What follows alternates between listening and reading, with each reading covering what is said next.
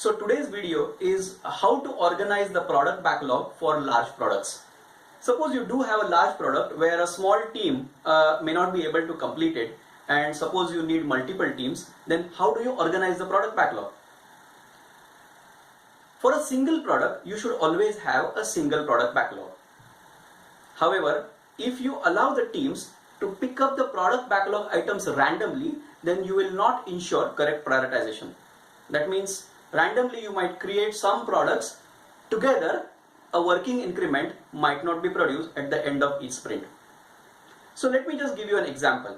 Let's say you want to interior decorate your house and you have kitchen, living room and bedroom. And you have a product backlog which consists of these multiple items: kitchen, living room, kitchen, etc. And you have multiple teams, let's say team 1, team 2 and team 3 working on this single product backlog.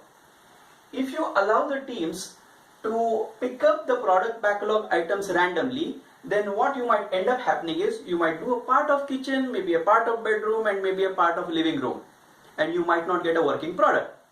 So to ensure that you get correct prioritization, you will group the items. So let me group all the items of kitchen into one group. So you have kitchen number 1, kitchen number 2 and kitchen number 3 items. And then you have living room items which are grouped together.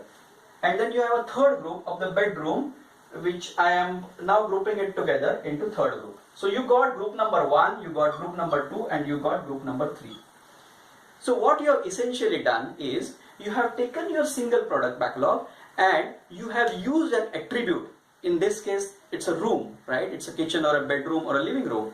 That's the attribute that you have used to actually partition your product backlog such that multiple teams can work on it. So this will ensure a prioritization and you will create an increment of the product. So team 1 will create, in this case, a kitchen increment. Team 2 will create a bedroom increment and so on.